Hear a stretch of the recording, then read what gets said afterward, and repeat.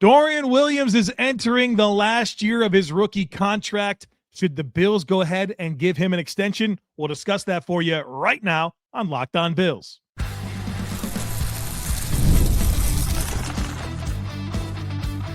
You are Locked On Bills, your daily Buffalo Bills podcast. Part of the Locked On Podcast Network, your team every day.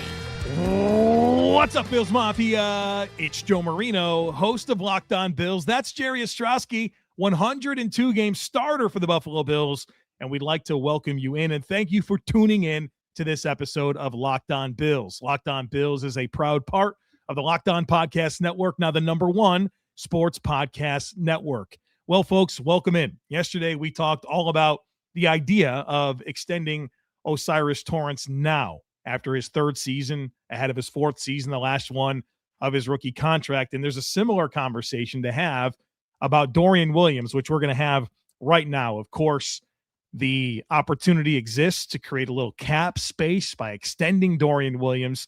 And this is a fascinating conversation because Dorian Williams has a lot to prove, and he just might do it in this Jim Leonhard defense, in which case it would be really smart for the Bills to go ahead and extend him right now. Jerry, welcome in. I'm excited to talk Dorian Williams with you here today. Yeah, well, I've been watching Dorian Williams for a long, long time. He's played at Tulane University, a team that was in the American Football Conference, plays against Tulsa every year. So I've got to see Dorian play quite a bit. Saw him live in person in Tulsa.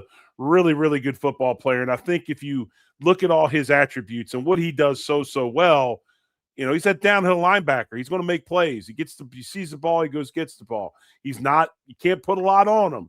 He's not a guy that's going to go through a lot of thought processes and have 19 different responsibilities, play a ton of coverage. He is an apex predator when it comes to middle linebackers.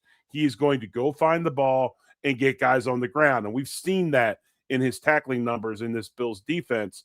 I really like the guy. I think he's going to shine in this new defense. Probably the one player of all the guys on our defensive roster that I'm really, really excited about to see in this defense is Dorian Williams. Yeah, I'm very intrigued as well. Of course, a third-round pick of the Bills back in 2023. He's young. He turns 25 in June. It's a young man. Of course, he played his college ball at Tulane, and he's probably played a little bit more than people think he has. This past season, 16 games, 9 starts. In 2024, 17 games and 11 starts. Jerry, he led the Bills in tackles in 2024. I don't think people realize that. And then, of course, his rookie season, 17 games, 2 starts, and had to play a lot more than maybe the Bills intended based on the never-ending injuries that the Bills have on defense, especially at linebacker. So he's had a chance to play a decent amount throughout the years, but never really in one spot, right? It's been this past year he was used a lot on the rush packages. And, of course, whenever there were injuries as a true stack linebacker, you've seen him have to play the Mike, which didn't really go well in his rookie season. Then he got to play more as a weak side linebacker in year 2. And then he's kind of struggled in coverage. And so they had the dime package that they created to kind of overcome that. And so he's done a lot of different things, which makes it difficult to settle into one spot. But one thing I've heard you say a lot about this Jim Leonhard defense and our expectations is that things do simplify a bit. And how do you think that applies specifically to Dorian Williams and what he's going to mean for this defense in 2026? I think when you put too much thought process on a player, especially on defense, they lose their instincts, right? A lot of defensive guys have great instincts as far as how to play the game, where to find the football. We talk about Deion Walker that way. He's got instincts to find the ball. That's what he does. I think Dorian Williams has those same instincts.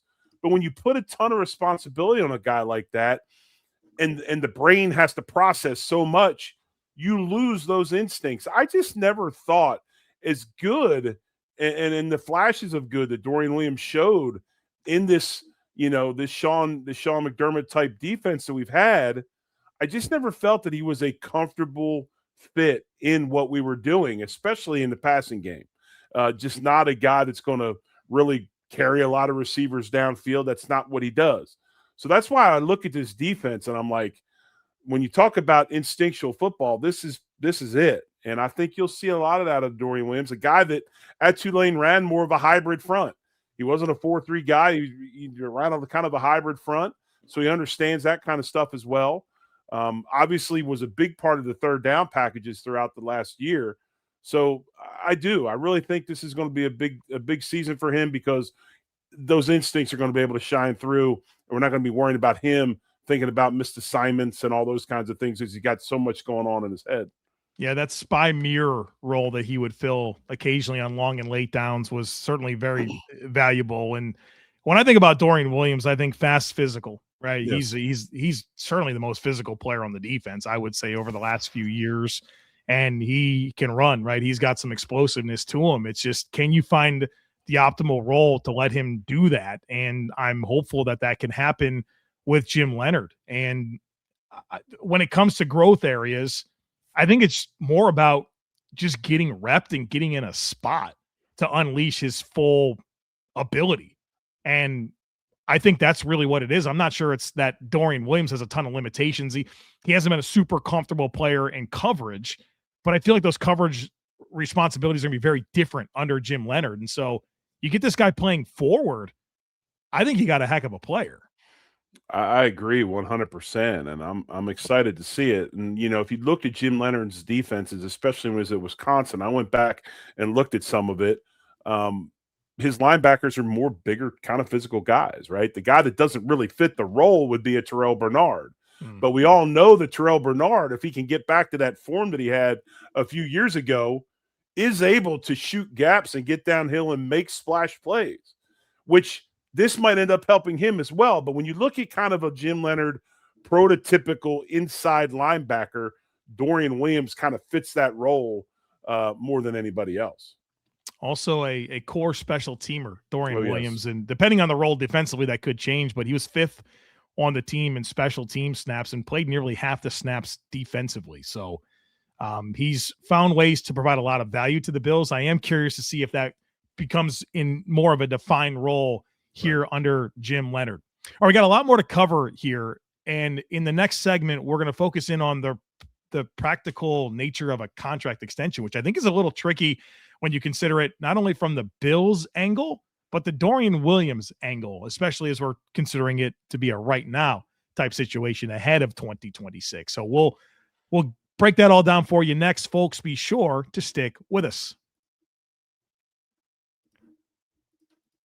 It's tax time, but for a lot of us, the old way of doing taxes is a lot. Trying to book an appointment that's not the most convenient, sitting in a waiting room with a stack of papers, emailing back and forth and wondering if they really get your situation.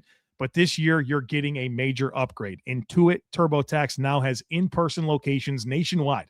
You can meet face-to-face with a real tax expert, and your documents get uploaded straight to your TurboTax app on the spot. And just like that, you're done.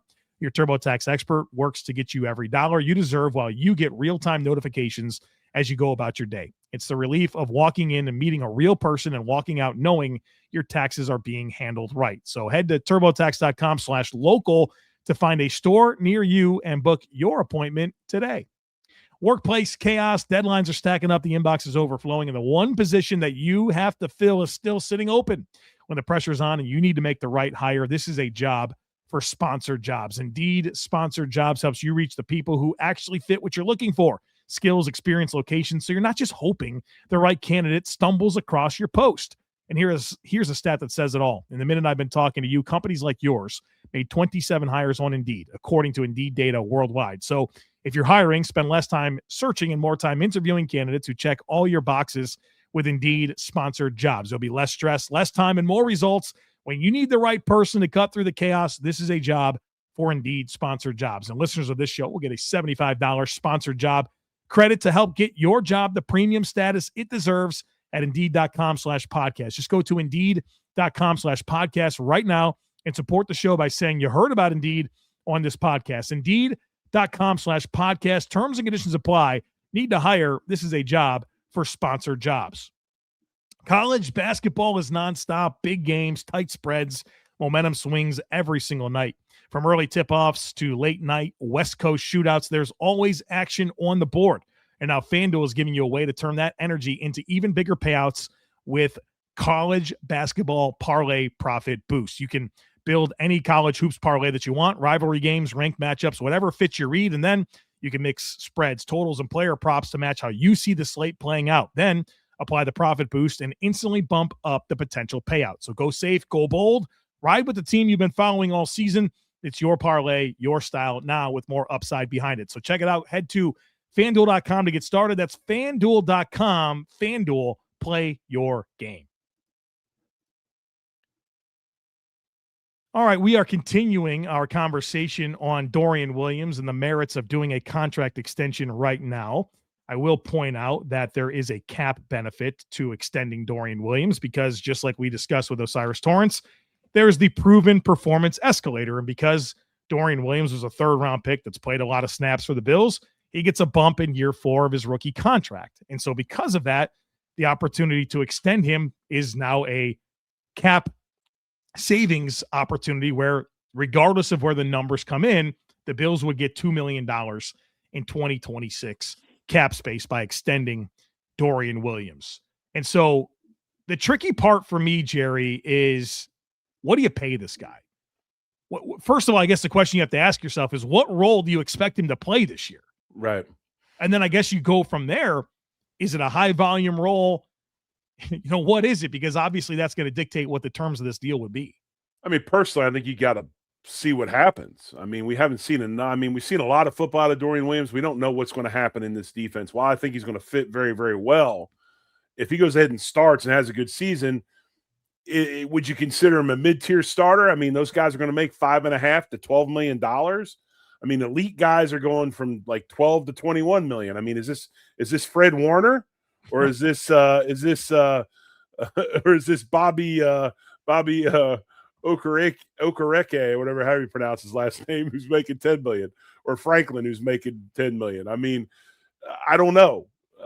We don't know what the answer is to that. But I think the fact of the matter is, I think if you get them between that $5 and $12 million range after this season, you feel pretty good about yourself, right? Things kind of clear up. Maybe too, if you wait, does that Terrel Bernard deal clear up to where that kind of moves on and you can maybe reallocate money towards Dorian? But again, what happens with what I think you have to look at this by tiers, right? Where's your priorities? And I don't know what Beane's priorities are, but mine, if you're not signing McGovern, you're trying to sign Torrence.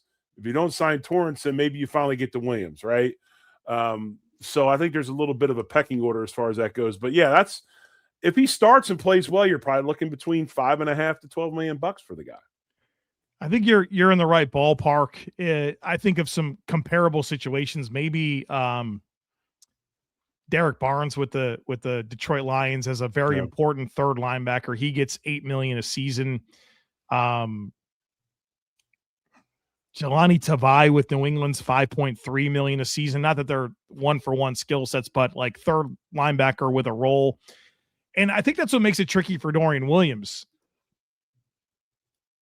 Based on how this season goes, right, he could have a huge role and make a ton of plays and be handsomely paid. Would he want to take that bet now? Would he want to take the bird in hand now, which would probably be less than if he went out and had a huge year? But so that's where I think it becomes challenging. The benefit is that you would get some cap relief, and then you would stay committed to a player that potentially has a bigger role in your defense. It's just settling on the dollar here is challenging. Malik Harrison's another very important situational linebacker that gets paid $5 million a season from the Pittsburgh Steelers. So right now he's probably 5 to 8. But if he goes out and plays the majority of snaps and makes plays, right, he's a Frankie Luvu type player. That's a $11-12 million a year player. So, but that's what makes it tricky. But even so, at 11-12, I mean, this is a situation where I think the Bills have the hammer in this one. I think the O'Cyrus Torrence situation, they don't. I mean, you're hopefully catching a guy that maybe has some feels about being in Buffalo. You work something out that helps both sides. But with the Williams negotiation, the Bills have all the juice in this one. I really believe that. Obviously if Williams plays well, then it changes things up. But even if he does, I think you're still looking at that same kind of price range. I don't think you're going out and getting elite money like we talked about earlier, like the Fred Warners and those types of Roquan Smiths. I mean, I don't see that. No, I don't either. But I think his role will determine a lot of this. I think I'm expecting more out of him. I mean, the Right. Bills have 3 stack backers under contract right now, and Bernard, Andreessen, and him. Right. That's it. And I'm sure they're going to make some investments, but I'm sure Dorian Williams will be in mind based on what they're projecting this year and into the future. And I'm pretty intrigued by the possibilities that exist with Dorian Williams. But again, too, this is you re-sign your own because you can help yourself cap wise, right? This is part of the program. This is what you are in the world of 2026 NFL cap management. You draft guys, they play, you hopefully re-sign your own, and you can roll down the road and be able to manage a cap. So hopefully this is something that gets done. I just, like you though, I'm just kind of hung up on, really, if you went in to negotiate with them right now, like, what is the number? I mean, it's probably just a 1 year, right? Like you would Right. add a year with some projection to it. So that way it's not a contract year for him. And Right. you're looking at a little bit longer, especially because he does, he's going to turn 25 in June. Right. I think it was June or July. He's not a player that's getting towards that. Well, I only got one more shot to get a big payday. He could get a nice little bump in 2027 and then hit the market entering his age 26 season with, a whole lot more proven, and maybe the Bills wanting to keep him around, and then you do an extension again. So it's an interesting situation. We'll see how it plays out. Hopefully you enjoyed this conversation. Jerry and I are giving you these bonus episodes daily. And so if there's any topics that you'd like us to dive into, leave us a comment in the YouTube channel and say, hey, this would be a great topic. And we'd love to, open up some of these episodes to more of what you want to hear us discuss. So if you have any ideas, drop them right here in the YouTube comments. All right, folks, that is going to do it for us here today. Thanks for being here. As always, I kindly ask that you share, subscribe, rate, and review. Have a great rest of your day, and go Bills. Much love, folks. Go Bills.